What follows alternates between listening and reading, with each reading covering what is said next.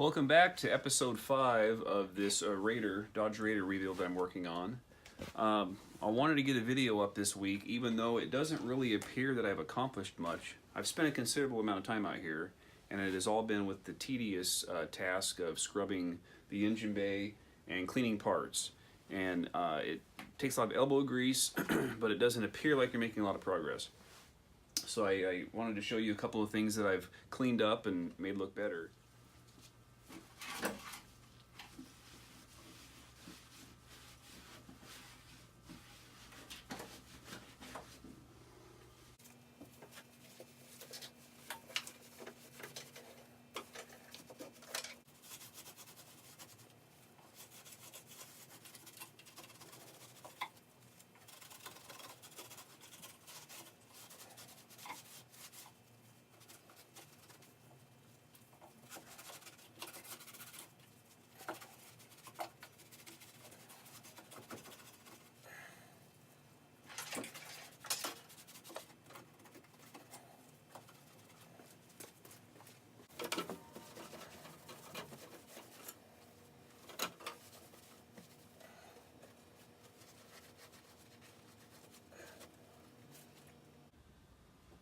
So as you can see here, I've cleaned the left side of this engine bay.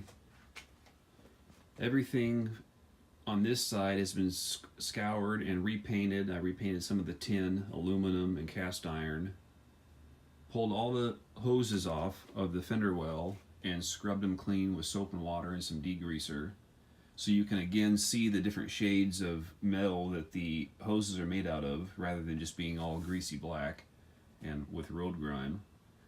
And if I come this way, this side hasn't been touched yet, and you can see perhaps quite a difference. I don't know if the camera shows how gnarly this looks, but there is about 1/8 of an inch of road grime and oil and grease on everything. So this is definitely not the fun part of the job, but it's free to do. It's just some paper towels and some soapy water and some elbow grease, and you end up with an engine bay that actually looks really nice. I haven't even painted anything or any part of the black yet. I'm just going to probably leave that the way it is, because it turned out to be pretty shiny. So a couple more days of just elbow grease, of scrubbing this, and it will be a really nice looking engine bay. And then lastly, we're going to have to attack this suspension, which is also covered in grease. You can see I've started the process of scraping and using a wire brush on 150,000 miles worth of grime.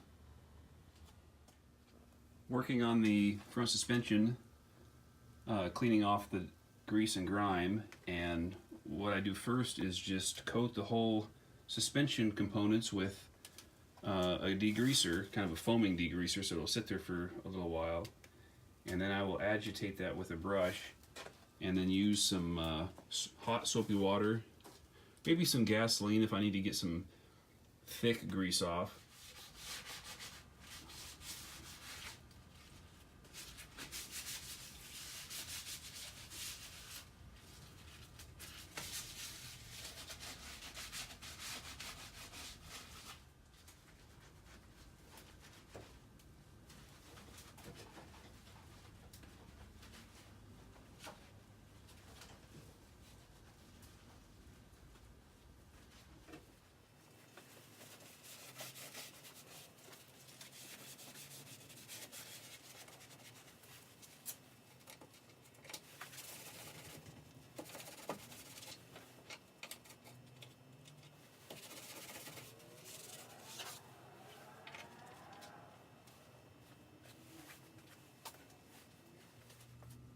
So here we have the engine bay, pretty much as clean as I'm going to make it. I spent quite a few hours, several days out here scrubbing the grease and the dirt off of it, and it turned out really nice. You know, I could make it even cleaner if I wanted to get every nook and cranny, and perhaps put some spray paint here and there. But this is going to be a daily driver that I'm going to use in the snow, and so it's not a show car. So this is a really clean engine bay compared to what it was, especially. And it'll look really nice with the brand new looking motor in there. And I've also spent a little bit of time working on the motor. I had to order a couple of parts, and as with all of my projects, there's a little bit of mission creep that comes into the operation here, and that is you find things that you didn't realize were wrong. You're going to spend some time with ordering parts or fixing them. And then also, when you have the project partially disassembled, when you've taken a motor out, it's just easier to test items that are underneath the motor and to see if they work and to see what the repair would be like, or to even just clean them. So that is taking a lot longer. I've got a handful of items that need to be looked at before I put the motor back in. I'm going to drain the front differential pumpkin here, and at the very least put new fluid in it. I want to see what the condition of the fluid is. I also need to test or check the seals in the front, these half shafts up here, see if they're leaking. Before I put new fluid in there, I want to make sure that the seals aren't leaking. That's all going to be easier to do before the motor gets put in. And I'm going to go ahead and order a automatic transmission pump seal that seals itself against the torque converter. And this one looks like it's fine, however, I don't know how old it is.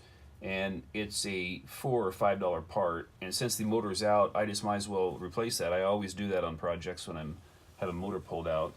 And so that's going to add a couple of days. I got to hunt that up online and get one ordered. As I was taking this motor out, I noticed that I had troubles with both the torque converter bolts and the flywheel bolts, or the flex plate bolts. I noticed on the flex plate that several of them were stripped. I think there's about 6 of these that go from the flywheel to the crank, and 2 or 3 of them were stripped out.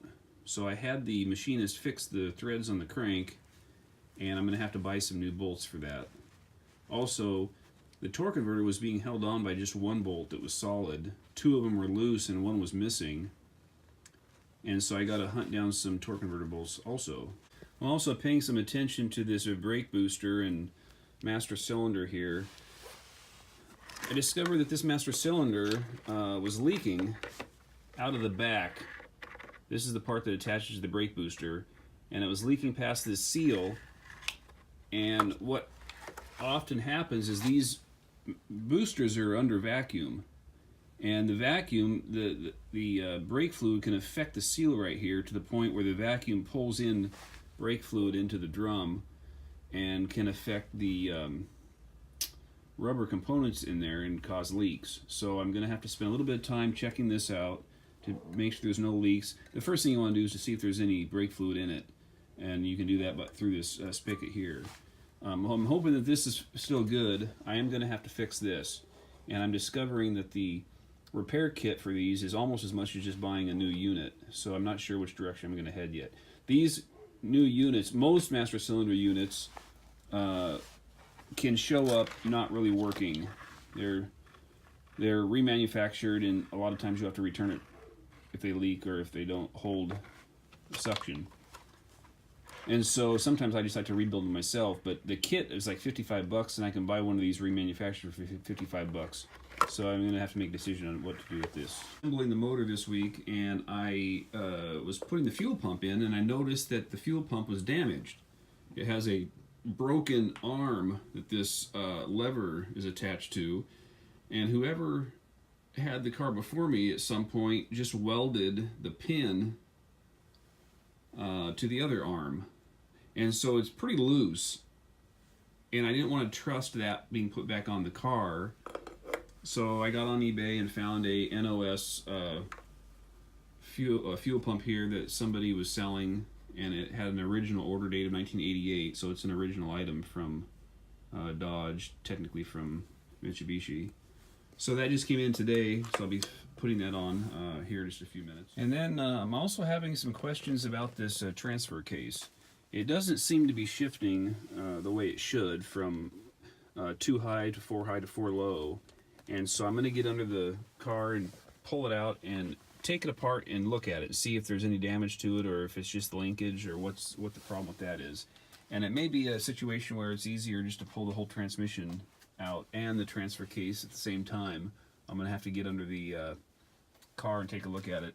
But again, that goes back to installing the engine. It's going to be another thing I want to work on before I put the motor back in.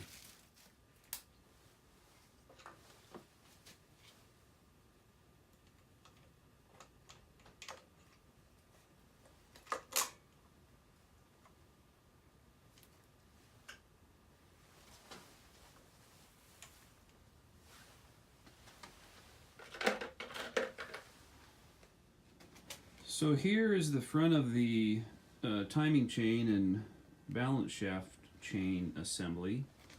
And when I rebuilt this, I noticed that somebody's been in here previous, and there is a non-stock pivot screw, a pivot bolt, that one of these pressure arms against the chain, these guide tracks, pivots on.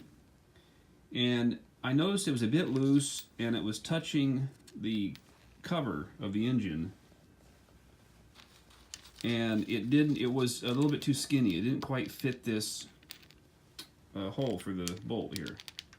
And so I very nearly went ahead and reused it, but I got to thinking that that's not very smart. So I got online and I found the stock pivot bolt, which you can see here definitely looks different.